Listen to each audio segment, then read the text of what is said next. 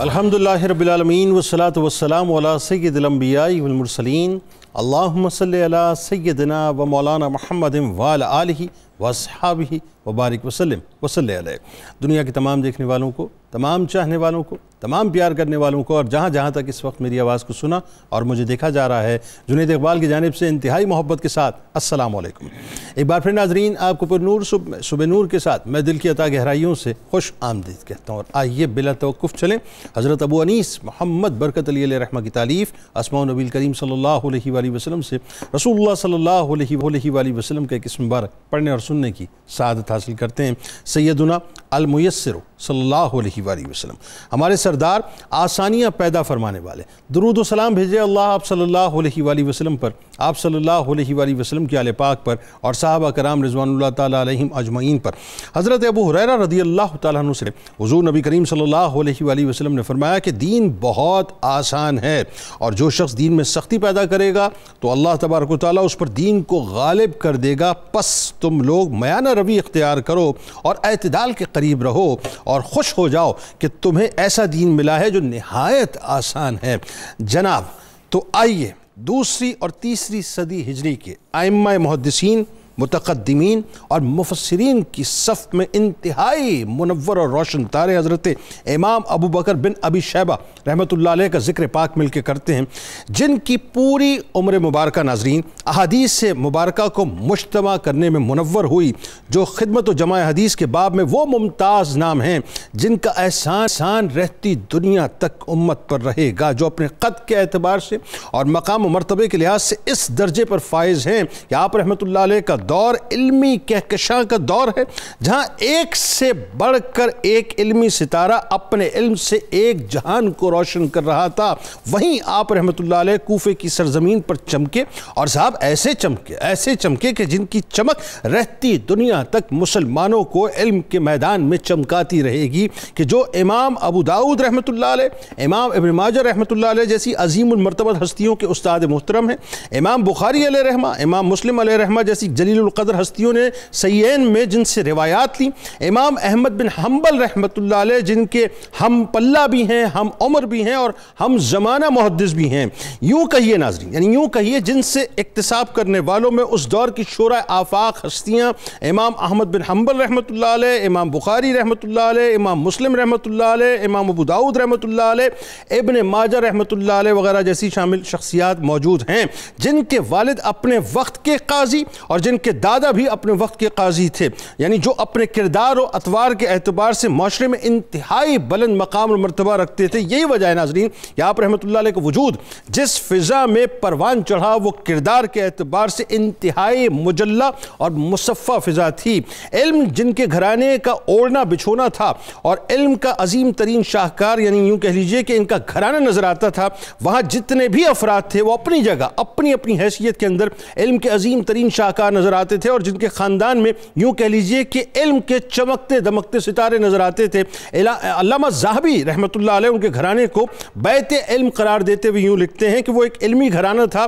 ابو بکر علم و دانش میں اس گھرانے کا چراغ تھا، وہ علم کا سمندر اور قوت حافظہ میں ضرب المثل تھے۔ حضرت امام ابو بکر ابن ابی شیبہ رحمۃ اللہ علیہ ناظرین اپنے زمانے میں کوفے کے بہت بڑے محدث تھے۔ اس کا اندازہ اس بات سے ہوتا ہے کہ کوفے کی جامع مسجد میں اس ستون سے سہارا لے کر آپ حدیث پاک پڑھایا کرتے تھے جس کے پاس حضرت عبداللہ ابن مسعود رضی اللہ تعالیٰ عنہ نے کوفے والوں کو حدیث پڑھائی تھی۔ اللہ تبارک و تعالیٰ نے آپ رحمۃ اللہ علیہ کو کمال درجے کا حافظہ عطا فرمایا تھا۔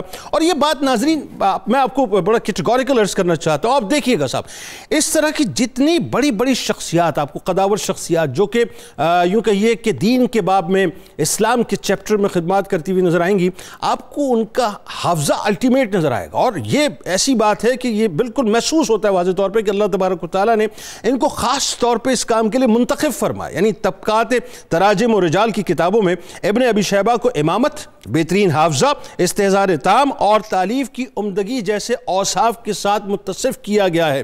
ابن ابی شیبہ رحمۃ اللہ علیہ کو ان ائمہ میں شمار کیا جاتا ہے جن کی بات سند اور حجت کا درجہ رکھتی ہے۔ ابن کثیر رحمۃ اللہ علیہ فرماتے ہیں کہ ابن ابی شیبہ رحمۃ اللہ علیہ اسلام کے ائمہ اور اعلام میں سے تھے، اور ایسی کتاب لکھی کہ ان سے قبل کسی نے نہیں لکھی تھی۔ آپ رحمۃ اللہ علیہ کی شان کا یہ عالم تھا کہ امام ذہبی رحمۃ اللہ علیہ فرماتے ہیں کہ اتنی بڑی جماعت نے ان کی توثیق کی کہ عقل اس کو تسلیم کرنے کو تیار نہیں ہے، یعنی ما فوق العقل کام آپ نے کیا ہے۔ آپ رحمۃ اللہ علیہ کو اللہ تبارک و تعالیٰ نے وہ مقام اور مرتبہ عطا کیا کہ آپ رحمۃ اللہ علیہ کی شاہکار تالیف مصنف ابن ابی شیبہ حدیث کی جلیل القدر ماخذ میں شمار ہوتی ہے۔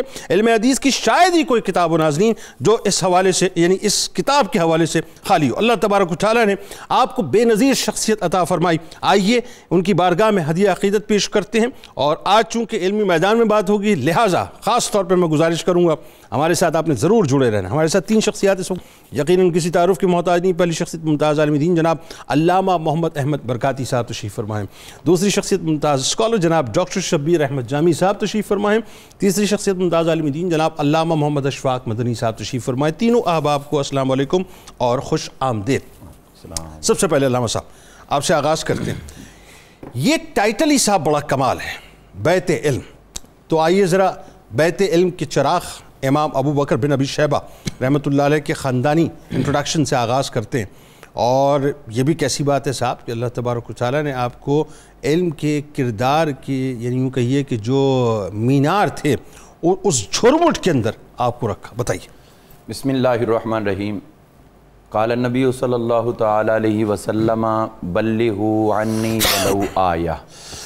حضور صلی اللہ تعالی علیہ وآلہ وسلم آپ اس کائنات ارضی کے اندر جو دین حنیف لے کر آئے تو اس کی بنیادوں کے اندر اللہ تعالیٰ نے قرآن مجید فرقان حمید کی صورت میں اپنا کلام عطا کیا کہ یہ اسلام کے لیے بنیادی قوانین اور اسلام پہ کاربند رکھنے کے لیے ایک بنیادی دستاویز ہے جناب۔ تو اسی چیز کی وضاحت اب قرآن مجید کے اندر جو کچھ آیا کس طرح اس کو لے کے چلنا ہے، اس کی تشریحات توضیحات خود صاحب قرآن نبی کریم رؤوف الرحیم صلی اللہ تعالی وسلم نے اپنی زبان فیض ترجمان سے عطا فرمائی۔ تو حضور صلی اللہ تعالی علیہ وآلہ وسلم آپ کو اللہ تعالیٰ نے جو وما ینطق عن الہویٰ ان ہوا الا وحی یوحیٰ اس مصداق پر کائنات ارضی کے سامنے رکھ دیا کہ میرے محبوب کی کسی بات کو صرف ان کی ذات تک ہی نہ سمجھا جائے بلکہ وہ سب کا سب میری طرف سے ہی ادا کیا ہوتا ہے۔ سبحان اللہ۔ اب اس کے اندر وہ وحی خفی ہے، الہامی کیفیت ہے، جو کچھ بھی ہے، لیکن بس حضور کا کہنا خدا کا کہنا۔ واہ واہ۔ تو اب وہ چیزیں جو خوش بخت وہ دور، خوش قسمت ترین کائنات ارضی کا وہ دور جب میرے آقا کریم علیہ السلام جلوہ افروز ہیں اور صحابہ کا جرمٹ لگا رہتا ہے، وہ تو ظاہراً حضور صلی اللہ تعالی وسلم سے اور باطناً حضور صلی اللہ تعالی علیہ وسلم سے فیض و برکات سمیٹ رہے، لیکن آنے والے لوگوں کے لیے بھی میرے آقا کریم علیہ السلام کو بہت فکر تھی، اور قیامت تک چونکہ اس دین نے چلنا تھا اور آپ کے بعد باب نبوت بند تھا، تو اسی لیے اس چیز کا تسلسل دینے کے لیے حضور صلی اللہ تعالی وسلم نے فرما دیا کہ قرآن کی حفاظت اللہ نے اپنے ذمے لے لی ہے اور اپنے فرامین کی حفاظت میں اپنے نیک امتیوں کو عطا کر رہا ہوں۔ واہ واہ واہ۔ تو وہ جو خوش بخت گروہ ہے ان کے لیے آپ نے فرمایا بلغوا عنی ولو آیہ، میری طرف سے آگے پہنچاؤ، اگرچہ میری ایک نشانی ہی کیوں نہ ہو، ایک حدیث ہی کیوں نہ ہو، یہ پہنچانا لازم ہے ہر مومن کے اوپر ایک دوسرے کو پہنچانا۔ اور حضور صلی اللہ تعالی وسلم نے اس پہ دعائیں بھی عطا کی اور فرمایا کہ نضر اللہ من سمع مقالتی، اللہ تعالیٰ اس کو سرسبز و شاداب رکھے، ہمیشہ خوش و خرم رکھے، جس نے میری بات کو سنا اور سن کر پھر یاد کیا اور آگے آنے والے لوگوں تک پہنچایا۔ اس پہ میں کلام کروں گا، اس حدیث پہ بڑی کمال بات ہے۔ اب اس میں آگے ہم چلتے ہیں، چونکہ اپنے ٹاپک پہ آنا ہے، تو یہاں پہ یہ بات واضح ہو رہی کہ ایسے خوش نصیب لوگ جنہوں نے حضور صلی اللہ علیہ وسلم کے اس فرمان کی برکتیں حاصل کرنے کے لیے پوری زندگی صرف کر دی کہ ہمیں وہ حضور کی زبان سے نکلا ہوا تاج جو ہے وہ نصیب ہو جائے۔ تو انہی خوش بخت ہستیوں کو محدثین کے نام نامی اس میں گرامی سے موسوم کیا جاتا ہے۔ یہ وہ اصطلاحات ہیں جو ان کے لیے آج بھی باعث عظمت ہیں۔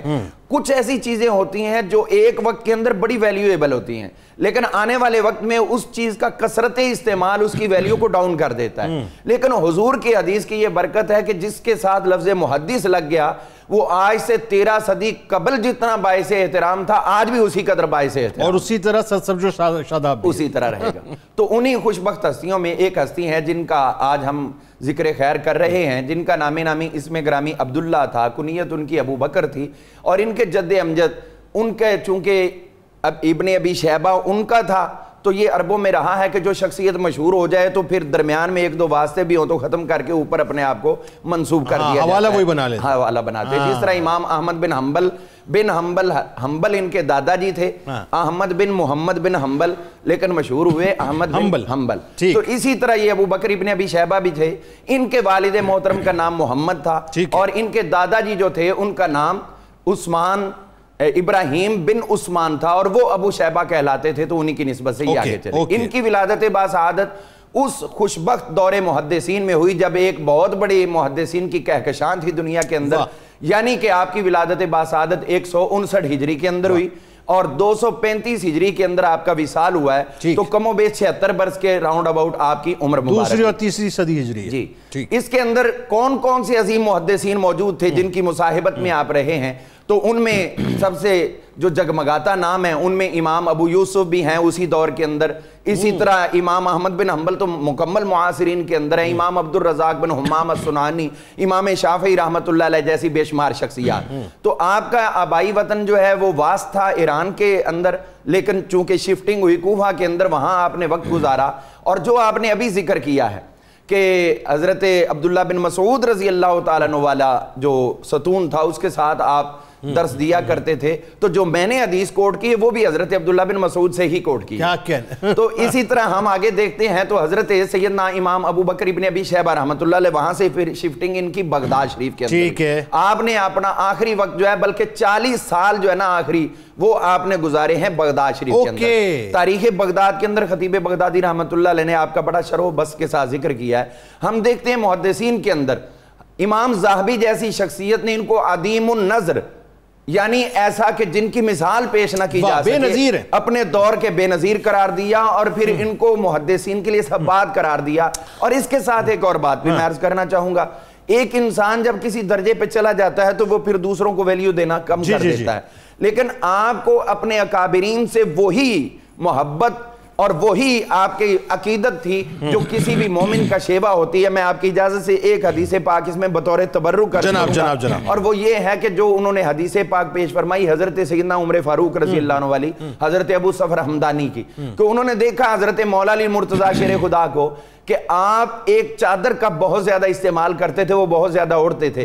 تو پوچھا کہ یہ چادر آپ بہت زیادہ اوڑھتے ہیں، وجہ کیا ہے؟ تو وہاں پہ حضرت مولا علی مرتضیٰ شیر خدا آپ بیان فرماتے ہیں کہ یہ چادر عام نہیں ہے، بلکہ یہ وہ چادر ہے جو خاصی جی میرے خاص الخاص محبوب، میرے یار، میرے محبت کرنے والے حضرت عمر فاروق نے مجھے عطا فرمائی تھی، تو وہ میں مسلسل پہنتا ہوں. تو اب یہاں پر امام ابن ابی شیبہ نے بطور محدث یہ بیان کر دیا کہ صحابہ کرام رضوان اللہ علیہ مجمعین کا گروہ وہ گروہ ہے جن کے اختلافات دنیا میں بعد میں تو کوئی اپنے طرف سے گھڑ کے ڈالے سو ڈالے، لیکن ان کی محبتیں یہ ہے کہ ایک دی ہوئی چادر کو بھی اور میں اس پہ ایک ٹچ دے دوں، وہ یہ ہے کہ حضرت عمر فاروق رضی اللہ تعالیٰ عنہ کے 12 سال بعد حضرت عثمان نے حکومت کی ہے، اور حضرت عثمان غنی کے بعد آپ کا دور حکومت ہے، تو 12 سال بعد بھی ان کی دی ہوئی چادریں سنبھال کے رکھی. کیا کہنا، بہت اچھی بات ہے.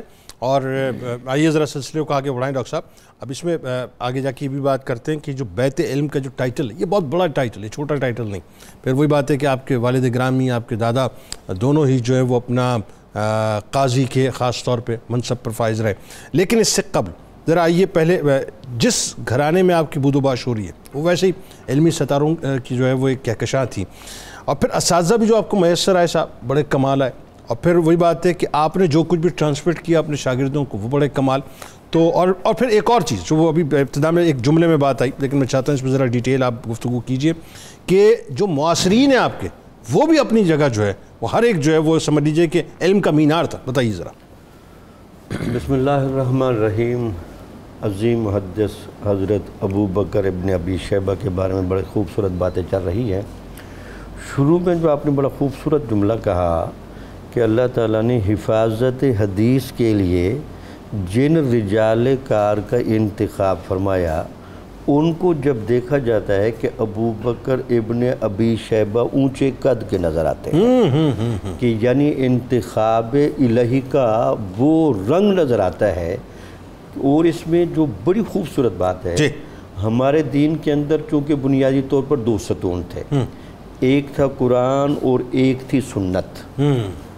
اب سنت کی حفاظت میں آپ کے کون سے اقوال ہیں، آپ کے کون سے افعال ہیں، آپ کے کون سے احوال ہیں، ان کو محفوظ رکھنے کے لیے قدرت الہیہ نے جن سینوں کو چنا، جن ذہنوں کا انتخاب کیا، ذرا اس کو داد تو دینی چاہیے نا یار، کیا انتخاب تھا کہ یہ لوگ حفاظت نبوی کی وہ چادر لے کر کھڑے ہیں جہاں حضور نے ہمیشہ تر و تازگی کا سرٹیفکیٹ جاری کیا بات، اور میں یہ بات کرنا چاہ رہا تھا، آپ نے بات چھیڑ دی، ذرا اس جملے کو 2-4 جملوں میں مزید اور کھولیں کہ کسی نے میری بات پہنچائی جس کا مفہوم یہ ہے اور سنی یا پہنچائی تو وہ سرسبز و شاداب رہے، جنہوں نے کام ہی یہ کیا ہو کہ باتیں ہی پہنچائی ہوں، ان کا مقام اور مرتبہ کیا اور یہی وجہ تو تھی ہمارے صوفیہ کے ہاں یہ بڑی مشہور بات ہے تصوف کی کتابوں میں، محدث کے وجود سے آپ کو خوشبو آئے گی، اور ہم نے خود ایسے ہمارے جو شیخ الحدیث صاحب منہاج القرآن میں معراج الاسلام صاحب، ہم خود کلاس میں فیل کرتے تھے کہ حدیث پڑھاتے ان کے وجود سے خاص خوشبو نکلتی تھی۔ سبحان اللہ۔ اس کی وجہ یہ ہے کہ وہ آپ جس فرمان کو بیان کر رہے ہیں، جس کو ذہن میں رکھا ہوا ہے، جس کو دل میں جگا دی ہے، اور جس کے معنی اور مطالب کو آپ ہر وقت سوچتے رہتے ہیں، اور جس میں اتصال رسول تک ہر وقت غور و فکر ہے، تو محدث تو بنیادی طور پر وہ نبوی معطر ماحول سے باہر نکلتا ہی نہیں، تو پھر اس کے وجود سے خوشبو کیوں نہ آئے، تر و تازگی کیوں نہ ہو، شیفتگی کیوں نہ ہو۔ یہی تو وجہ تھی اولیاء سب کے پاس زیارت کے لیے جاتے تھے، لیکن اپنے زمانے کے محدثین کو بھی دیکھنے جاتے تھے، یار ان کے چہرے میں، ان کے وجود میں جو تازگی ہے اس کا ایک اپنا ہی رنگ ہے۔ کیا کیا اچھا، پھر ان میں ایک بڑی عجیب بات، یہ خاندان بنیادی طور پر غلاموں کا خاندان ہے۔ اچھا، یعنی اس میں ایک بڑا پن دیکھیں، یعنی غلام خاندان کے ہو کے اپنے آپ کو اتنا علمی سٹریچر دے دینا اور وہ بیت العلم کی جگہ پر لے آنا، یہ کتنا بڑا امتیاز ہے کہ وہاں لوگ آقا کتنے محنتی ہوتے ہوں گے جن کے غلاموں کی یہ پوزیشن ہے۔ پھر بہت خوبصورت کا ان کے جو دادا جی تھے وہ بھی قاضی تھے، والد سے بھی قاضی تھے، تو جو گھر سے بھی بہت کچھ علم ملا۔ ویسے جو صرف علم نہیں، آپ دیکھیں کردار ملا، علم ملا، کردار ملا، وہاں سے دینی شعور ملا۔ ویسے تو بڑی تفصیلات ہیں، 24 کے قریب بڑے بڑے محدثین علماء ہیں جن سے آپ نے باقاعدہ اخذ حدیث کیا اور زانوِ تلمبس جاگتا ہے۔ ماشاءاللہ، ان میں چند پڑھ دیتا ہوں، پلیز بتائیے۔ ابن ابی زائدہ، ابن شریح، ابو بکر بن عیاش، اسماعیل بن علیہ، اسماعیل بن عیاش۔ ویسے تو بڑی تفصیلات ہیں، ان میں عبداللہ بن مبارک کا بھی نام آتا ہے۔ اچھا، عبداللہ بن مبارک رحمۃ اللہ علیہ کے جو بڑے جلیل القدر تھے۔ تو بہرحال یہ تو تھا۔ اسی طرح بڑے مشہور جو محدث تھے یحییٰ بن سعید قطان رحمت اللہ علیہ، ان سے آپ نے ذخیرہ علم لیا۔ ٹھیک، اس سے بھی لگتا ہے یہ کثرت اساتذہ کی بتاتی ہے کہ انتخاب حدیث کی جو کلیکشن ان کی بتائی جاتی ہے، آپ نے جو روایات لی ہیں وہ 37,943۔ اوکے، یہ آپ کی مصنف کے اندر جو روایات ہیں، کچھ کتابیں آپ کی اور بھی تھی، تو اس سے اندازہ لگے کہ اتنا بڑا تبحر بھی بتاتا ہے کہ آپ نے اساتذہ سے کس طرح علم لینے میں کاوش کی، کتنی محنت کی۔ پھر بعد میں جو جلیل القدر آپ کے شاگرد ہیں، یہ وہ بندہ حیران رہ جاتا ہے۔ 4 تو بندے وہ ہیں جن کو درجہ امامت حاصل تھا، ان میں احمد بن حنبل ہیں، ابو زرع ہیں، ابو حاتم ہیں، بکئی بن مخلد ہیں۔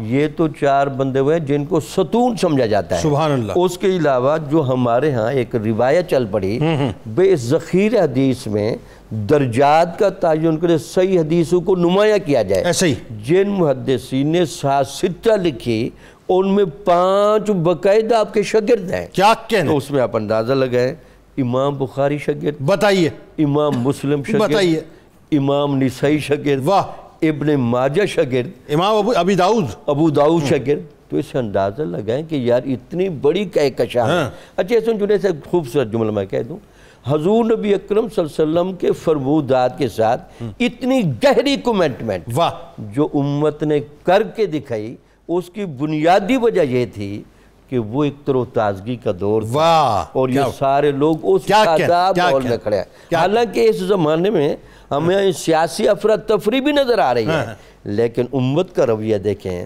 فرمودات نبوی کی حفاظت میں، چونکہ اس کو حجت دین وہ سمجھتے ہیں کہ اگر یہ ستون محفوظ نہ رہ سکا تو متاخر امت کیسے رہنمائی ہوگی. وہی بات ہے، جس نے سرکار کو سمجھا، جس نے سرکار کو جانا، جس نے سرکار ہی کو مانا، پھر وہ کہیں اور نہیں جاتا، پھر وہ انہی کے مشن میں لگ جاتا ہے، انہی کے کام میں لگ جاتا ہے. اور یہ تو وجہ ہے نا کہ میرے سرکار مدینہ صلی اللہ علیہ وآلہ وسلم امت سے لاڈ بھی اتنا ہی فرماتے ہیں، پیار بھی اتنا فرماتے ہیں، اور پھر وہ وہی دعاؤں میں شامل کرتے ہیں کہ مجھے میرے احبہ سے ملا دیں. اچھا اب ذرا علامہ صاحب آئیے، یہ جو دور ہے یعنی دوسری تیسری صدی ہجری کا انتہائی کمال دور ہے، یہ اس اعتبار سے، دونوں اعتبار سے. یعنی ایک تو یہ کہ ظاہر ہے اگر وہ بات کریں اس کی تھوڑا سا منفی انداز سے تو فتنہ و فساد بھی بے انتہا بپا تھا، آگے جا کے اس پہ بات کرتے ہیں. لیکن اگر آپ وہی بات ہے کہ علمی کام کے حوالے سے بات کریں، اسلام ایکسپلور کرنے کے حوالے سے بات کریں، احادیث کی جمع و تدوین کے حوالے سے بات کریں، تو وہ ایک شاہکار دور ہے. تو ہر ہستی جو ہے اپنی جگہ وہ علم کا ایک مینارہ اور ستارہ نظر آتی ہے. اس ان ہستیوں کے درمیان امام ابو بکر بن ابی شیبہ رحمۃ اللہ علیہ کا علمی مقام اور مرتبہ اتنا نکھر کے آنا، اتنا جو ہے وہ مصفہ ہو کے آنا، بتائیے ذرا. بسم اللہ الرحمن الرحیم. ایک بات ہر شخص کو اپنے ذہن میں بٹھا لینی چاہیے کہ ہم جس دین سے تعلق رکھتے ہیں اس میں رسپیکٹ، عظمت اور عزت وہ فقط علم کی بنیاد پر. قرآن نے بھی اس کو واضح کیا کہ علم والا اور بغیر علم کے وہ برابر نہیں ہو سکتے، جس طرح مردہ اور زندہ برابر نہیں ہو سکتا. اسی طرح حضور فخر عالم صلی اللہ علیہ وآلہ وسلم نے واضح طور پر ارشاد فرمایا کہ میدان معاشر میں جسے میرا قرب نصیب ہوگا اور جس کے چہرے پر بشاشت ہوگی وہ علم والا ہوگا، جس نے علم سیکھا، علم کی خدمت کی اور علم کے اندر اپنا مقام پیدا کیا. یہ الگ بات ہے کہ جس دور میں ہم زندہ ہیں اس دور میں علم کے بجائے دیگر جاہ و جلال کو دیکھ کے لوگ رسپیکٹ کرتے ہیں، حالانکہ ہماری ہر صدی اس بات پر گواہ ہے کہ جس نے بھی عزت پائی ہے وہ علم کی بنیاد پر عزت پائی ہے. آج تو معیار ہی بڑا بدل گیا، اب معیار بدل گیا ہے. اب صرف یہ کہ وہ کتنی بڑی گاڑی پر آیا ہے، اس کا لباس کتنی بڑی اور کتنی اونچی، ہاں اس بنیاد پر اس کی عزت کی جاتی. اب جس دور سے حضرت ابو بکر بن ابی شیبہ جو تعلق رکھتے ہیں، یہ دور وہ دور ہے جو ہے ہی علم کا دور، اور اس دور میں اپنا نام منوانا یہ کوئی آسان بات نہیں ہے. وہاں ہر گلی کے اندر کوئی نہ کوئی عالم مل جاتا تھا. اب تو مقصد آپ کو شہروں میں کوئی عالم جو صحیح عالم ہو وہ مل جائے بہت مشکل بات ہے. نام کا عالم ہونا اور بات ہے، جس کے سینے میں علم کا دریا موجزن ہو یہ بات ہونا بہت بڑی بات ہوتی ہے. اور یہ جس دور سے تعلق رکھتے ہیں وہاں تو گلی گلی میں حدیث کو یاد کرنے والے تھے اور سکھا لوگ تھے.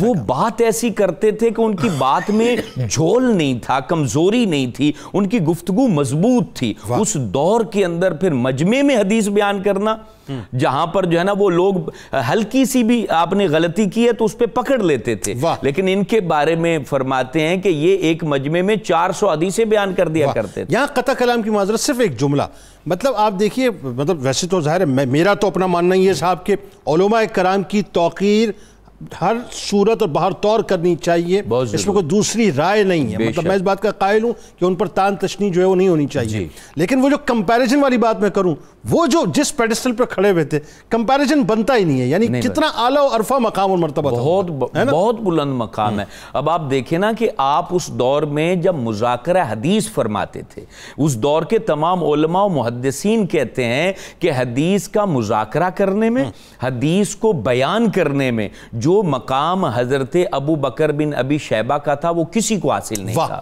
اور پھر وہ حدیث کو بیان کرنے کے اندر کسی ایک لفظ کی بھی غلطی نہ کرنا، من و ان اس کے متن کو بھی ویسے ہی بیان کرنا، اس کے اندر جو ہے نا وہ مفاہیم کو درست طریقے سے تشریح میں لانا، یہ مقام حضرت ابو بکر ابن شیبہ کو حاصل تھا. 400 احادیث ایک وقت میں بیان کر دیتے. یہ کیسی میموری ہوگی اللہ تعالیٰ نے کیا عزت. اور وہ کہتے بھی تھے، ان کے دور کے علماء کہتے تھے کہ ان سے بڑا ہم نے حافظ حدیث نہیں دیکھا.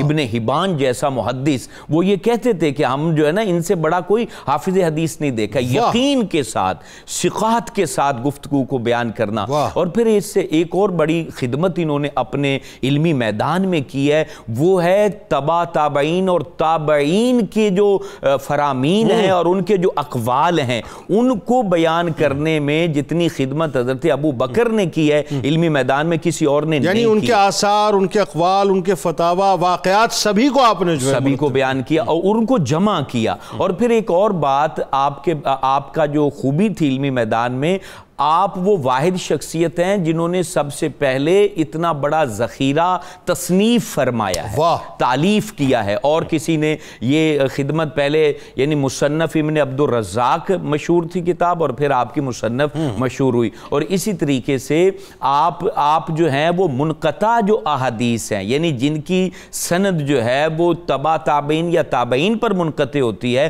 ان کو بھی اکٹھا کرنے میں حضرت ابو بکر بن ابی شیبہ کا کردار کیا کہنا۔ ناظرین ہمارے ساتھ جڑے رہیے، اور یہ وہ ہستیاں ہیں جن کو اگر آپ عقل کی بنیاد پہ جانچنے کی کوشش کریں گے تو آپ کی عقل دنگ رہ جائے گی، حیرت زدہ رہ جائے گی۔ اور میں نے ابھی جملہ ادا کیا نا، یہ میں انتہائی ذمہ داری کے ساتھ عرض کر رہا ہوں۔ دو باتیں اس میں بڑی اہم ہیں۔ ایک بات تو یہ کہ میں اس بات کا بڑا فرم بلیور ہوں کہ جتنے بھی علماء کرام ہیں ہمیں ان کی توقیر، ان کی عزت میں کسی قسم کی کوئی کمی نہیں کرنی چاہیے۔ صاحب یہ علماء ہی ہیں، یہ اگر موجود نہ ہوتے نا آج معاشرے کے اندر تو آپ کا معاشرہ تو کب کا بہہ چکا ہوتا۔ آپ نے سارے بیریئرز کو توڑنے کی تو بہت کوشش کی جا رہی ہے، لیکن ٹوٹ چکے ہوتے تھے سارے بند، اور آپ کا معاشرہ بہہ کے ختم ہو چکا ہوتا۔ کمی بیشی ہر سوسائٹی میں ہوتی ہے، ہر جگہ پر ہوتی ہے، ظاہر ہے مطلب، لیکن بات یہ ہے کہ آفٹر آل ہمیں یہ سمجھنا چاہیے کہ یہ وہ علماء ہیں کہ جن کی نیند بھی عبادت ہے صاحب، جن کی نیند بھی عبادت ہے، جن کی قلم کی جو روشنائی ہے اللہ تبارک و تعالیٰ اس کو کل بروز محشر شہداء کے خون کے ساتھ تولے گا، تو وہ مقام۔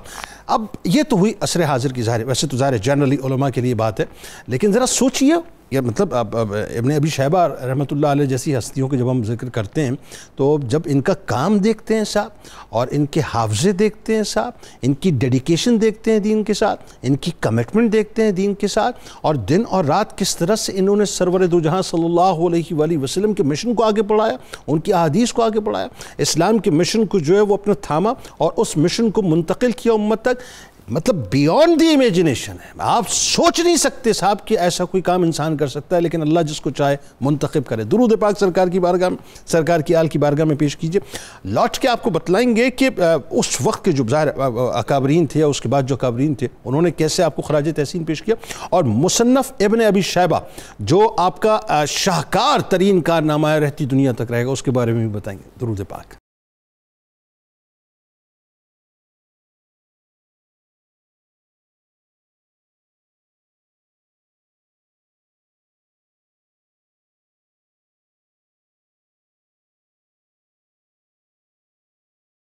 جناب ایک بار پھر میں آپ کو خوش آمدید کہتا ہوں، اور اس وقت ناظرین ہم اس مہک کو محسوس کر رہے ہیں جو دوسری اور تیسری صدی ہجری میں ظاہر ہے، خاص طور پہ اس وقت کی انتہائی عظیم ترین ستارے، علمی ستارے، عظیم ترین محدث حضرت ابو بکر المعروف ابن ابی شیبہ رحمۃ اللہ علیہ نے مہکائی تھی، اور اس مہکار کو یقیناً ہمیں اس لیے بھی محسوس کرنا چاہیے کہ ہمیں بنیادی طور پہ ان کے فٹ اسٹیپس بتاتے ہیں کہ ہمیں دین کی خدمت کرنی کیسے، اور کس ڈیڈیکیشن کے ساتھ، کس سنسیئرٹی کے ساتھ کرنی ہے، کس ڈسپلن کے ساتھ کرنی ہے۔ اور وہی بات ہے، جب ونس آپ کام کر جاتے ہیں صاحب، تو پہلے تو یہ کہ ہر مسلمان کی خواہش ہوتی ہے کہ اللہ اور اس کے رسول صلی اللہ علیہ وآلہ وسلم کی بارگاہ میں مقبول ہو جائے، اور بلیو یو می، اس میں ہوتا یہی ہے کہ جب اس بارگاہ میں مقبول ہو جاتا ہے نا، تو اللہ تبارک و تعالیٰ ایک عام آدمی کے دل میں آپ کی ایسی محبت ڈال دیتا ہے کہ پھر وہ آپ کا تذکرہ بہت مٹھاس سے کرتے ہیں، پیار سے کرتے ہیں، عقیدت سے کرتے ہیں، احترام سے کرتے ہیں۔ یہ وجہ ہے۔ آئیے ذرا آپ کو لیے چلتے ہیں وہ جو اکابرین کی نظر میں خاص طور پہ علم حدیث کے حوالے سے امام ابن ابی شیبہ رحمۃ اللہ علیہ کو اللہ تبارک و تعالیٰ نے جو مقام و مرتبہ دیا، بتائیے ذرا علامہ صاحب اس بارے میں۔ یقیناً اسی طرح ہی ہے کہ جو اپنے دور میں محنت کرتے ہیں تو حقیقت تو یہ ہے کہ ماں بعد دور میں ان کی اس محنت کی گواہی ان کو خراج تحسین پیش کر کے کی جاتی ہے، اور ان کو مسلسل آگے کوٹ کرنا اصل میں ان کے اس دور کے لیے نہ صرف اعتراف حقیقت ہوتا ہے بلکہ ان کو اپنے لیے ایک رہنما بھی تسلیم کرنا ہوتا ہے کہ انہوں نے اپنے دور میں یہ کام کیا ہے، آج آنے والا دور ان کی اس پوری زندگی کی اچھی گواہی دے رہا ہے۔ ایسا ہی ہے۔ تو اسی طرح ہم دیکھتے ہیں کہ حضرت امام ابو بکر ابن ابی شیبہ رحمۃ اللہ تعالی علیہ، آپ نے بھی اپنے دور کے اندر جو کام کیا، تو سب سے بڑی بات تو جناب یہ ہوتی ہے کہ آپ اپنے حاضرین، اپنے دور کے معاصرین، اور وہ بھی جو آپ کے لیول کے ہوں، ان سے آپ خراج تحسین وصول کریں، ورنہ معاصرانہ چشمک جو ہے وہ انسان کو کہیں کا کہیں لے کے چلی جاتی ہے۔ بڑے بڑے ایسے اوصاف کے حامل لوگ ہوتے ہیں کہ ہم اثر ان کو قطعاً بھی تسلیم نہیں کرتے، اس کے اندر وہ زمانے کا ایک ہونا اور ایک دوسرے کا تفوق جو ہے وہ بعض دفعہ کیونکہ اس طرح کی شخصیات کی چاہت کبھی نہیں ہوتی کہ انہیں جو ہے لوگوں سے ریوارڈ ملے، وہ تو وہاں سے چاہتے ہیں۔ تو امام ابن ابی شیبہ جو تھے، ان کے لیے ایک اللہ تعالیٰ نے یہ بھی خاص عزت کا اہتمام کیا کہ ماں بعد محدثین نے تو ان کی عزت، احترام اور ان کی علوم مرتبیت کا اعتراف کیا، آپ کے اپنے دور کے اندر بھی جید ترین محدثین نے ان کو خراج تحسین پیش کیا۔ سب سے بڑی بات یہ کہ اپنے دور میں ایسی قادور شخصیات سے اپنے آپ کے لیے جو خراج تحسین وصول کرنا، تو یہ یقیناً آپ کے اس مرتبے کی سب سے بڑی دلیل ہے۔ یقیناً متوکل یہ ایک بادشاہ تھا، متوکل علی اللہ، تو اس کا دور تھا، اور یہ دونوں بھائی امام ابو بکر بن ابی شیبہ اور عثمان بن ابی شیبہ، یہ دونوں ایک دوسرے سے بڑھ کر محدث تھے۔ ٹھیک، تو متوکل نے اپنے دور کے اندر کئی کمیاں کی، کوتاہیاں کی، لیکن جو اس نے اچھائی کی وہ یہ تھا کہ اس دور کے اندر جو معتزلہ فرقہ تھا اور جہمیہ تھا، ان دونوں کا رد بلیغ کروا دیا۔ ٹھیک ہے، بلکہ یوں سمجھے کہ ان کو ایسا جڑ سے اکھڑوایا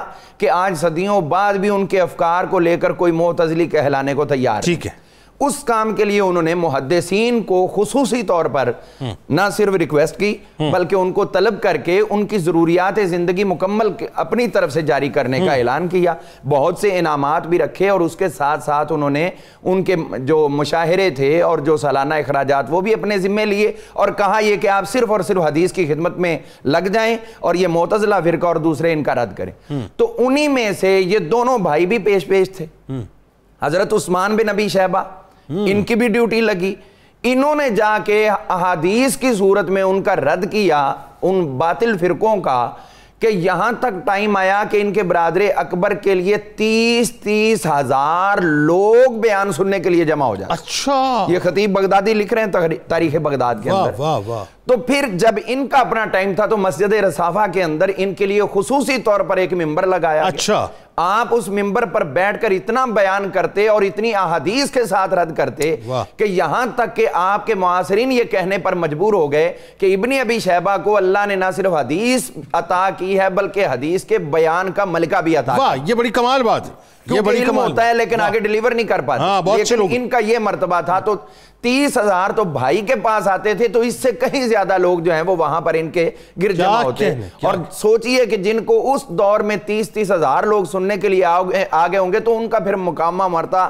جو ایک علمی وجاہت ہے لوگوں کے دلوں کے اندر کتنا گہرا ہے۔ سبحان اللہ۔ ہم دیکھتے ہیں امام عبداللہ بن احمد بن حنبل رحمت اللہ، امام احمد بن حنبل کے صاحبزادے، وہ بیان کرتے ہیں کہ مجھے میرے والد نے گھر میں بتایا تھا کہ ابن ابی شیبہ بڑا صدوق ہے، یعنی سچوں کا سچا محدث ہے وہ، یعنی اس کا مطلب ہے کہ محدثین کے گھروں میں بھی ان کے تذکرے ہوا کرتے ہیں۔ اسی طرح ہم دیکھتے ہیں کہ آپ کے جو معاصرین ہیں ان کے اندر حضرت ابو زرع رازی رحمت اللہ تعالی، وہ تو فرماتے ہیں ما رأیت من افقہ، میں نے دیکھا ہی نہیں کوئی اس سے بڑا فقیہ جتنا ابو بکر ابن ابی شیبہ۔ کیا کہنے، یعنی یہ وہ ہیں ابو زرع رحمت اللہ تعالی علیہ جو امام علی رضا کے سواری کی مہار تھاما کرتے تھے، اور ان سے فیوز و برکات لینے کے لیے ان سے عرض کیا کرتے تھے مؤدبانہ کہ آپ اپنے نانا جان کی وہ حدیث سنا دیں جو آپ کی اپنی سند سے ہو۔ تو اتنی بڑی شخصیت کا غلام، اور پھر لوگوں کے سامنے یہ کہے کہ ان سے بڑا میں نے حافظ حدیث اور فقیہ حدیث کوئی نہیں دیکھا۔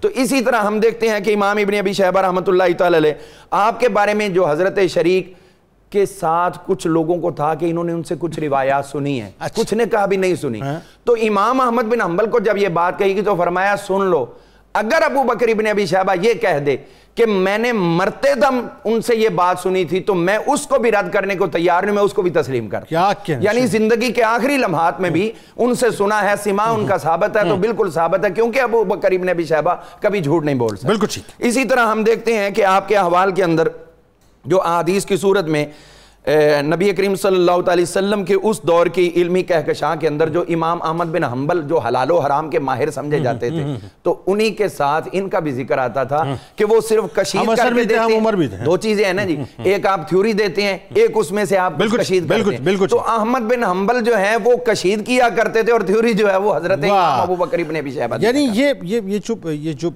سارا ایک علمی جھرمٹ جو ہے کہکشاں کی, اس میں آپ دیکھیے کہ امام ابو بکر بن ابی شیبہ رحمۃ اللہ علیہ کو اللہ تبارک و تعالیٰ نے جو مقام دیا, اس میں ایک انفرادیت جو آپ کی شخصیت کی جو خاص طور پہ حصہ بن گئی, وہ آپ کی مصنف بن گئی, مصنف ابن ابی شیبہ رحمۃ اللہ علیہ. اور یہ پھر ایسی بن گئی انفرادیت کہ رہتی دنیا تک ظاہر ہے, رہتی دنیا تک اس سے مسلمان استفادہ کرتے رہیں گے. مطلب میں ایک بات سوچتا ہوں ڈاکٹر صاحب, اس پہ بات کیجئے ضرور آپ کہ اس کتاب کا مقام و مرتبہ کیا ہے اور اس کی ترتیب کیسے ہے, اس میں کیا کیا سبجیکٹس ہیں, کون کون سے مضامین ہیں, کیا کیا چیپٹرز لیے ہیں. لیکن میں ایک بات ابھی سوچ رہا تھا یہ سوال فلوٹ کرنے سے پہلے کہ کیا شاندار لوگ ہیں صاحب, کہ وہی بات ہے نا کہ کیسا صدقہ جاریہ چھوڑ کے گئے کہ دنیا میں اس وقت بھی مطلب یہ رائٹ ناؤ, یہ جو مومنٹ اس وقت گزر رہا ہے, یہ جو لمحہ موجود ہے, جو لمحہ حال ہے, یہ جو گزر رہا ہے, اس وقت بھی کہیں نہ کہیں جو ہے مصنف ابن ابی شیبہ پڑھی جا رہی ہوگی اور کئی مطلب کسی ایک جگہ نہیں, کئی ایک جگہوں پر پڑھی جائے. تو وہ دیکھیے کیا صدقہ جاریہ قائم کیا, بتائیے ذرا. بسم اللہ الرحمن الرحیم. ان کے بارے میں بہت خوبصورت باتیں ہو رہی ہیں, چونکہ وہ حفظ حدیث کے باب میں اور بیان حدیث کے باب میں جہاں ان کا بڑا امتیاز تھا, ان کا ایک امتیاز یہ بھی ہے ذخیرہ حدیث میں سب سے بڑی کتاب جو مرتب کر کے گئے وہ بھی یہ دے کر گئے. اچھا, یہی کتاب. اس کا مطلب یہ ہے کہ ذہنی اعتبار سے حدیث کا یاد کرنا ہو یا تحریراً اس کو ضبط کرنا ہو, یہ دونوں امتیاز ان کے حصے میں آئے. ان کے انتخاب کا رنگ دیکھیں, حافظے میں بھی سب سے مقدم اور اس تحریر میں وسعت کے اعتبار سے سب سے مقدم. اور کوئی کمپیوٹر اس وقت نہیں ہے, کوئی بھی کمپیوٹر نہیں ہے, کوئی میموری کارڈ وغیرہ کچھ بھی موجود نہیں, کوئی ہارڈ ڈسک موجود نہیں ہے جہاں سیو کر لیں. بالکل ٹھیک. ابتدائی کتب میں جو کچھ ہے یہاں پر ہے, یہ یہاں پر ہے. بالکل. دوسرا یہ تھا کہ آپ نے بڑی کوشش کی, ذخیرہ حدیث تو بہت زیادہ تھا لیکن اس ذخیرہ حدیث میں وہ حدیثیں لے آئیں جو بہت زیادہ ہدایت سے وابستہ ہیں. اچھا, جن سے براہ راست رہنمائی لی جا سکتی ہے, جن سے مسائل نکلتے ہیں, ٹھیک ہے, جس سے امت اخذ کر کے عمل کر سکتی ہے. تو آپ نے پہلی مرتبہ, پہلے کام ہو چکا تھا مصنف ابن عبدالرزاق ہمام کی شکل میں, لیکن آپ نے پھر اس کو مزید وسعت دے کر فقہی ابواب بنائے. ٹھیک ہے. فقہی ابواب میں دو معنی ہمیشہ ذہن میں رکھیں. فقہ کا مطلب یہ ہوتا ہے کہ جو مسائل سے متعلق حدیثیں ہیں, حلال حرام, جائز ناجائز, ٹھیک ہے, عبادات معاملات, حقوق العباد, اس سے جتنی بھی متعلقہ حدیثیں تھیں ان کو فقہی ابواب پر آپ نے بڑی جامعیت کے ساتھ مرتب کیا. اور کمال یہ ہے کہ عنوانات کی بڑی کثرت دی تاکہ پڑھنے والے کو سہولت ہو. بھئی اس سے یہ بات ثابت ہو, جو حدیث کی کلیکشن دے دی. اچھا, اس کے بعد یعنی قرون اولیٰ کے جو ائمہ ہیں انہوں نے جو فقہی مسائل اخذ کیے تھے اس کو آپ نے بنیادی طور پر اس میں شامل کیا. اس میں شامل کیا. اچھا, وہ حدیثوں کے ساتھ پھر آپ نے کیا تاکہ امت اسلاف کے ذخیرے سے بھی فائدہ حاصل کرے. اقوال تابعین, ٹھیک ہے, اقوال صحابہ, اقوال تابعین, اقوال تبع تابعین, ان کے فتاوی جات, ان کی آراء, ان کے واقعات, تاکہ کوئی کہہ سکتے ہیں اس حدیث سے ہم کیا چیز اخذ کریں. جو نیچے اخذ کر گئے ہیں اس سے گویا کہ ایک آئینہ فراہم کر دیا. بلکہ اس کا ایک اور فائدہ ہوا کہ ان شخصیات کا وہی بات ہے نا کہ وہ مولا کائنات کا فرمان ہے نا کہ کلام کرو تاکہ پہچانے جاؤ. تو ان کے کلام کو بنیادی طور پر کتاب کا حصہ بنا کے ان کی شخصیت بھی جو ہے وہ ہمارے سامنے واضح کی وہ شخصیات تھی کیا بنیادی طور پر, تاکہ ہمارے اسلاف کو جو دین فہمی کے ساتھ جو مقام و مرتبہ تھا وہ اس میں محفوظ ہو جائے. اس کے بعد جامعیت بڑی تھی, یعنی وسعت اتنی زیادہ تھی کہ جیسے میں نے گزارش بھی کیا کہ 37,943 روایات موجود. امیزنگ. دیکھیں اتنی کثرت کے ساتھ ذخیرہ دے دینا امت کو. پھر آپ نے کتنا خوبصورت جملہ کہا, اپنے ایصال ثواب کے لیے وہ کیا کچھ ذخیرہ. دیکھیں نا, دیکھیں یہ کیسی بات, اتنا جذبہ, اور بعد میں قیامت تک یہ کتاب حجت کے طور پر چلتی رہے گی, لوگ اس سے رہنمائی لیں گے. اس کے علاوہ پھر اس کے اندر جو اگلی خوبی بتائی گئی ہے وہ یہ بھی ہے کہ انہوں نے یہ ذہن میں رکھا ہے، ہمیشہ یاد رکھے، ایک ہوتی ہے مواد کی کلیکشن، ایک ہوتی ہے تنقیح و تصحیح کے مراحل. ٹھیک. ایک دفعہ عمارت بنائی جاتی ہے، پھر اس کی بعد میں کانٹ چھانٹ اور بیلنس کو چیک کیا جاتا ہے. بالکل صحیح. یہ اس دور کے بندے ہیں کہ انہوں نے ہر طرح کا مواد جو ان کے زمانے تک موجود تھا امت کے سپرد کر دیا، تاکہ بعد میں کانٹ چھانٹ کرنے والوں کو جمع مواد میں پریشانی نہ ہو. یعنی یہی وجہ ہے کہ سیاستہ کی جتنی کتب ہیں وہ آپ کے ریفرنسز سے خالی نہیں ہیں، سب سے زیادہ ہیں. بلکہ بہت اچھا جملہ کہا، امام بخاری نے روایات لی آپ سے 30، امام مسلم نے آپ سے روایات لی 1540، اسی طرح سنن ابی داؤد میں اور سنن ابن ماجہ میں بڑی کثرت کے ساتھ روایات ہیں. اگر میں سادہ جملہ کہہ دوں، گویا کہ مانوی طور پر وہ سائے ستہ کی بنیاد رکھ گئے تھے. واہ. یعنی یوں کہہ لیجئے دوسرے لفظوں میں کہ انہوں نے جو احادیث کا جتنا بھی اویلیبل ڈیٹا تھا وہ سارا کا سارا مجتمع کر کے انہوں نے مصنف ابن ابی شیبہ میں جو ہے منتقل کر دیا. یعنی یوں کہہ لیجئے کہ جتنی بھی ڈیٹا کلیکشن تھی وہ ساری آپ نے کی. دین اس کے بعد جو ان کے آنے والے تھے ان کے بعد ان کو سہولت ہو گئی کہ اب اس میں سے وہ کاٹ چھانٹ کر کے جو ہے اس میں جو سلیکٹڈ مطلب احادیث ہیں وہ انہوں نے اپنے طور سے جو ہے اپنے انداز سے پیش کرنا شروع. یہی ہوا بالکل. اچھا ذرا سبجیکٹس پہ اور بات کیجئے، ان کے مضامین پہ بات کیجئے. اچھا ان کے مضامین میں یہ دیکھیں، کہتے ہیں جی صرف طہارت کے باب میں انہوں نے اتنی کلیکشن دی ہے، اور پھر عبادات کے باب میں، زکوٰۃ کے باب میں، حج کے باب میں، قضاء کے باب میں، حتی غیر مسلموں کے ساتھ تعلق کے باب میں، عزت کے باب میں. تو اس کو دیکھ کر بندہ حیران رہ جاتا ہے کہ یار جس طرح آپ کہہ رہے تھے کوئی کمپیوٹر نہیں، کوئی مواد موجود نہیں، سارا قوت حافظہ کی بنیاد پر اور اپنے اساتذہ سے لیے ہوئے علم کی بنیاد پر اتنا بڑا ذخیرہ دے دینا. اگر میں کہوں کہ ان کے ساتھ ایک ٹائٹل لگنا چاہیے کہ یہ محدثین میں درجہ مجدد کے آدمی ہیں، یعنی جن کو ہم کہتے ہیں کہ جنہوں نے تجدید کے کام کیا، انہوں نے گویا کہ وہ رنگ دیا امت کو تاکہ امت حدیث کی خدمت میں مزید آگے بڑھے. بالکل صحیح. یعنی اس سے مراد دیکھیں یہ بات تو اب طے ہوئی نا، یہ تو ہم ظاہر ہے جتنی ہم شخصیات پہ گفتگو اس پروگرام میں کرتے ہیں، بلیو یو می میرا تو اس بات پہ جو ہے شرح صدر ہو چکا ہے، اور میں تو بڑا فرم بلیور اس بات کا بن چکا ہوں کہ اللہ تبارک و تعالیٰ جس سے چاہے کام لے لے. صاحب یہ جو ہم سوچتے ہیں نا صاحب کہ اس کام کو کرنے کے لیے پہلے ہمیں یہ کرنا چاہیے، پہلے وہ کرنا چاہیے، ٹھیک ہے جد و جہد آپ کریں، لیکن اللہ اگر آپ کو سلیکٹ کر لے اپنے کام کے لیے صاحب تو پھر وہی ساری جھالریں لگا دیتا ہے، وہی سارے پر لگا دیتا ہے، پھر آپ کام کرنا شروع ہو جاتے ہیں اس کا، اور آپ پھر سوچتے ہیں کہ میں اس قابل نہ تھا صاحب، مجھ سے کتنا بڑا کام اللہ تعالیٰ نے لے لیا. اچھا اب ذرا آئیے فائنلی علامہ صاحب، جو اب آپ کے ایک تو یہ کہ اس طرح کی شخصیت کے بارے میں خاص طور پہ لوگ یہ سننا چاہتے ہیں کہ ٹوٹیلٹی میں جو آپ کے اوصاف و محاسن ہیں وہ بنیادی طور پہ کیا ہیں، کیونکہ کسی بڑے کام کے لیے شخصیت کا کیسا ہونا چاہیے، کسی بڑے کام کے لیے کردار کو کیسا ہونا چاہیے، یہ ضروری ہے لوگوں کو بتانا کہ ابن ابی شیبہ رحمۃ اللہ علیہ کی جو اسپیشل کوالٹیز تھیں وہ کیا تھی. ایک بات. دوسری بات یہ کہ ظاہر جہاں یہ کام ہو رہا تھا وہاں ایک فساد اور فتنہ بھی جو ہے خاص طور پہ بپا ہوا تھا اس دور کے اندر، بڑا شدید تھا. تو آپ نے جس انداز سے صحابہ کرام، جس انداز سے خلفائے راشدین اور جس انداز سے اہل بیت اطہار علیہم السلام کی عزت، توقیر، ناموس کو پروٹیکٹ کیا اور اس کی محبت اور ان کی جو محبت اور عقیدت اور عشق ہے وہ لوگوں میں مطلب جو ہے باقاعدہ ڈائیورٹ کیا، وہ ذرا بتائیے. حضرت قبلہ حافظ ابو بکر عبداللہ بن ابی شیبہ وہ ہستی ہیں جنہوں نے زندگی بھر کبھی جھوٹ نہیں بولا ہے، اور یہ بات آج کے دور کے انسان کو سمجھنی چاہیے کہ آج اتنی صدیاں بیت جانے کے بعد جو 92 پر ان کے تذکارے خیر ہو رہے ہیں تو وہ اسی وجہ سے ہو رہے ہیں کہ یہ سچے تھے. بھئی صادقوں کے صادق کا ذکر کرتے تھے تو پھر ظاہر ہے سچے ہی. آپ دیکھیں حضرت امام احمد بن حنبل آپ کے اوصاف بیان کرتے ہوئے ارشاد فرماتے تھے کہ ہمارے دور میں سب سے بڑے صدوق جو ہیں وہ ابو بکر بن ابی شیبہ، اور کہا مجھے ان کا بھائی بھی بڑا عزیز ہے لیکن اس سے بھی زیادہ جو محبوب ہے وہ مجھے ابو بکر بن ابی شیبہ. سبحان اللہ. اور پھر ایک ان کی بڑی زبردست خوبی تھی، یہ مداہنت کا شکار نہیں ہوتے تھے، بلا وجہ کسی کی چاپلوسی کر دینا، کسی سے मरऊब हो जाना, किसी के इल्म से मरऊब नहीं, इनको समझ आती थी कि यहाँ इख्तिलाफ करना है तो वहाँ इख्तिलाफ कर देते थे। ये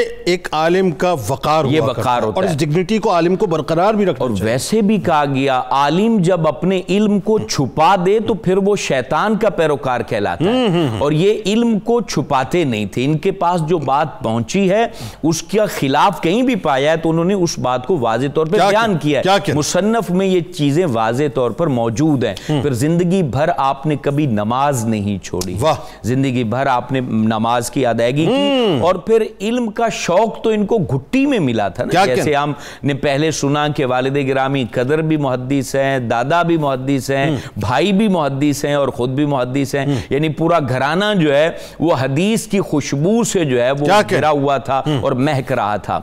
यहां एक बात मैं हजरत अबू बकर मुहद्दिस की बरकत से कहना चाहता हूं, जैसे आपने इरशाद फरमाया कि उलमा की कदर करना इस दौर की जरूरत है।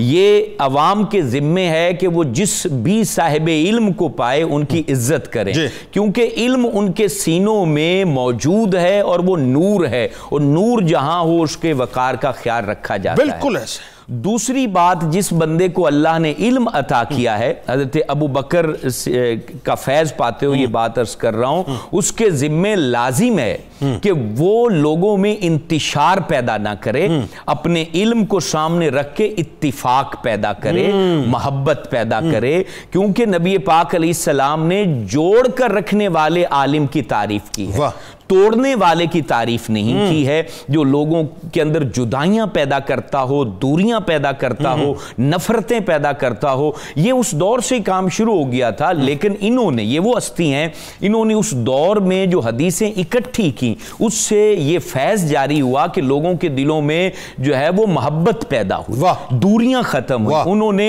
यानी जो ये चीज पैदा हुई कि ये सहाबा का इख्तिलाफ या अहले बैत अतहार के मुतालिक अपने दिमाग में कोई नक्श रखना, इन सब चीजों का इलाज और रद्द हजरत अबू बकर बिन अबी शैबा ने फरमा दिया। और ये उनकी खूबी है कि उन्होंने सिर्फ तकरीर की सूरत में नहीं फरमाया, तहरीर की सूरत में और हदीसों को इकट्ठा करके फरमा दिया। उन्होंने हजरत अबू बकर की हदीसें भी वो लाए कि हुजूर फख्र आलम सल्लल्लाहु अलैहि वसल्लम एक दफा इरशाद फरमा रहे थे, ये मुसन्नफ में इनके वॉल्यूम नंबर 9 में ये हदीस मौजूद है कि हुजूर फरमाते हैं, लोगों जन्नत के दरवाजे हैं और हर दरवाजे से मखसूस अमल वाले को बुलाया जाएगा, रोज़ादार को अलग दरवाजे से, जो है वो सदका करने वाले को अलग दरवाजे से बुलाया जाएगा। तो वहां हज़रत अबू बकर भी बैठे थे और कहा कि हुजूर मुझे बताइए कि कोई ऐसा भी होगा जिसको हर दरवाजे से सदा आएगी कि जन्नत में आ जा। तो हुजूर अलैहिस्सलाम फरमाते, मुझे रब की रहमत पर यकीन है कि वो तुम होगे अबू बकर। और इसी तरीके से उमर के मुतालिक इन्होंने हदीस को कोड किया कि हुजूर फख्र आलम जाने मौजूदात सल्लल्लाहु अलैहि वसल्लम फरमाते हैं, उमर की ज़बान और दिल में अल्लाह ने हक रख दिया है। और फिर हजरत उस्मान गनी के बारे में बताया कि ये वो हस्ती हैं जिन्होंने गज़वा तबूक पर जो है वो 970 जो है वो सवारियां मुजाहिदीन को पेश की। हजरत अली के बारे में इन्होंने हदीस को कोट किया कि आप मदीने में जा रहे थे, एक बाग के पास से गुजरे तो हजरत अली ने कहा, हुजूर बड़ा बाग खूबसूरत है। तो नबी पाक ने फरमाया, अली जो जन्नत में तेरा बाग है वो इससे खूबसूरत है। और इस तरह से मुख्तलिफ बागात से गुजरते हजरत अली यही कहते और हुजूर यही जवाब देते कि ऐ अली तेरा बाग जन्नत में बड़ा खूबसूरत है। और फिर हजरत इमाम हसन, हुसैन, बीबी फातिमा के मुतालिक हदीस को जो कोड किया, हुजूर अलैहिस्सलाम फरमाते हैं, ऐ मेरी बेटी फातिमा, हसन, हुसैन सुन लो, जो तुझसे सुलह करेगा मैं भी उससे सुलह करूंगा, जो तुमसे लड़ाई करेगा मेरी भी उससे लड़ाई है, और जो तुमसे मोहब्बत करेगा मैं भी उससे मोहब्बत करूंगा, और जो तुमसे नफरत रखेगा मैं भी उससे नफरत रखूंगा। और फिर वो हदीस भी इन्होंने कोड की है बार बार मुख्तलिफ असनाद से कि जिसका मैं मौला हूं उसका अली मौला है। यूं तमाम हस्तियों के फजाइल कोड करके बता दिया कि तुम अगर मुसलमान रहना चाहते हो तो सबसे मोहब्बत किया करो। वाह सुभान अल्लाह जी, इख्तिताम बड़ा कमाल किया साहब, बहुत शुक्रिया आप तीनों अहबाब का। मेरा ख्याल है कोई बात अल्लामा साहब जी आप करना जी।